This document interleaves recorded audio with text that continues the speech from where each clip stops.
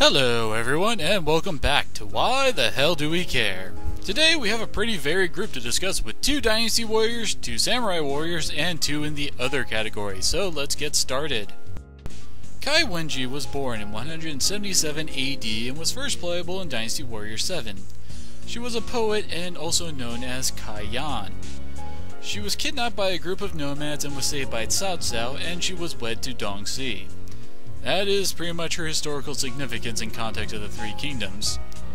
In the Dynasty Warriors franchise, her scenarios focus around Kai Wenji helping her father or her fighting alongside Cao Cao to repay her debt for him saving her life. She is a very kind person who only wants to protect those she cares about. Now let's see how she strums that harp. Kai Wenji is a harp-strumming wonder type. Her attacks are long range, and like Huang Zhang, her attacks do not pierce through enemies, but they do cause a small shockwave to hit multiple enemies on impact. Her triangle EX attack is a nice continuous light shower attack that lasts for a decent amount of time. Her C4 and C5 have pretty much the same surrounding area of effect. Only difference is that C5 knocks up instead of away. Her C6 is probably her strongest and hits in the widest area with a 2-stage attack of a surrounding hit followed by a long-range attack.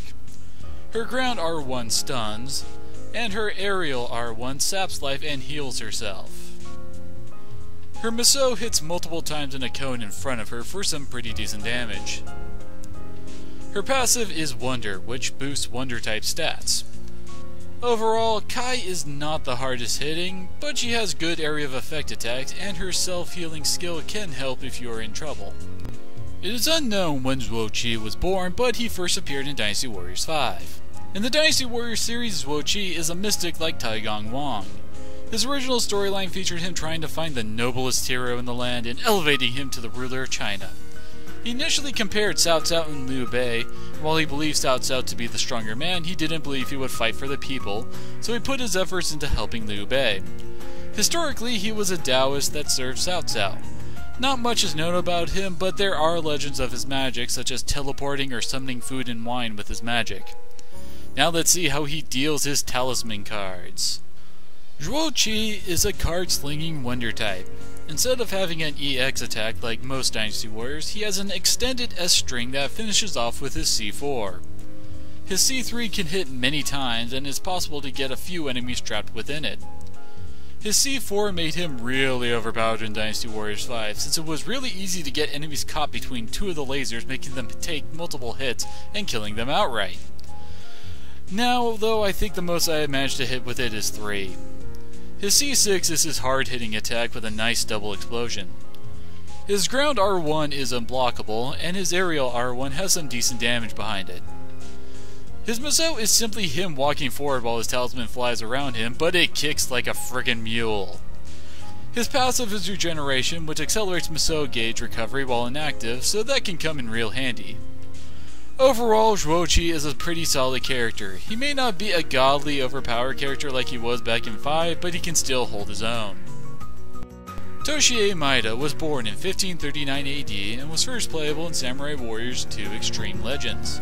In Samurai Warriors 4, he began as a poor samurai who was expelled from the Oda clan due to an incident that we don't hear the details of. During the Battle of Okehazama, Katsue Shibata brought him along in hopes of Toshiya performing well and restoring his position with the Oda.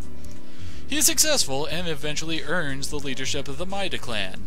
When Katsue and Hideyoshi clash, he sides with Katsue, but his friendship with Hideyoshi causes him to leave the battle after his initial defeat.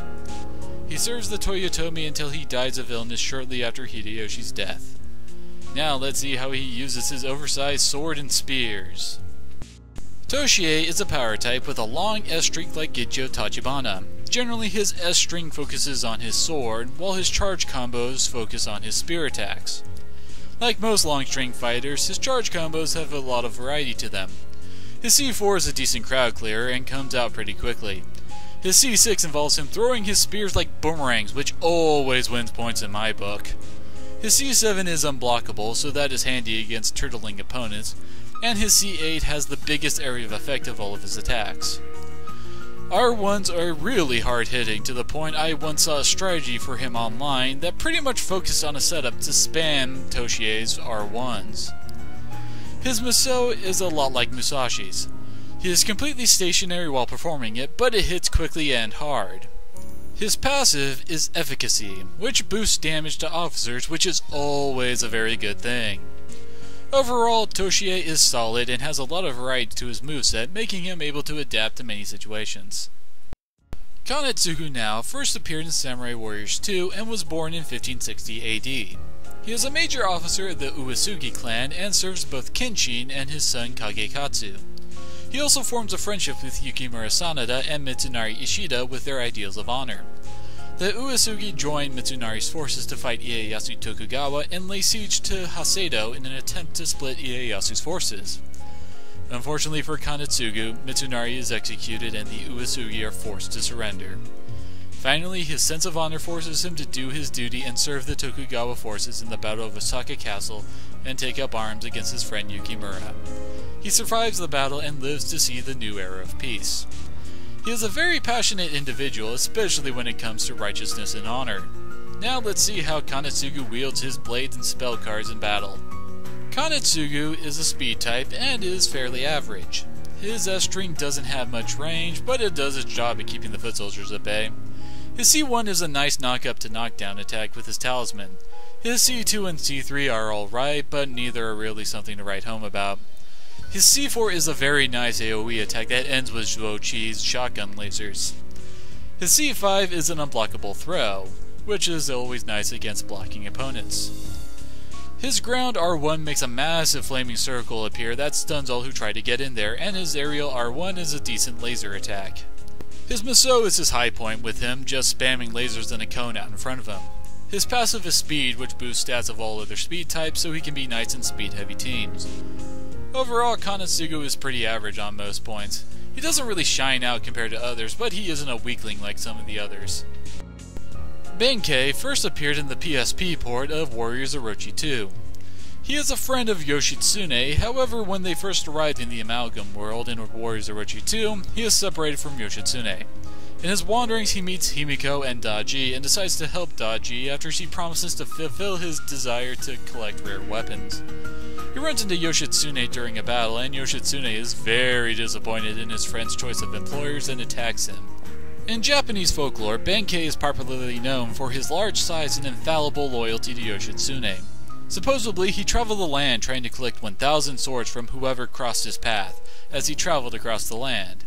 After he had collected 999 swords, he challenged Yoshitsune for his number 1,000, but he was soundly defeated by him. Impressed by Yoshitsune's prowess, he decided to serve him. He died protecting Yoshitsune from a hail of arrows and was said to have died standing up, and his visage was so imposing that it caused the attackers to flee and save Yoshitsune's life. Now let's see how his multi-weapon gauntlet works. Benkei is a technique type that I'm really not fond of. The timing on his combo attacks just feels kind of off to me. His S-string has several points with odd pauses, making timing the charge attacks harder. His charge attacks are fairly interesting to look at, with him turning his gauntlet into different weapons. His C3 has him using his flamethrower attachment to propel himself into his enemies and can be used as a getaway. His C4 is an alright crowd clear, but it comes out kind of slow, making it a bit risky. His C5 is an unblockable throw, and that is always handy. His C6 is probably his better crowd clear, with him hitting a wide area with his flamethrower. His C8 lets him pull a Spider-Man and somehow swing on mid-air to flop onto his enemies.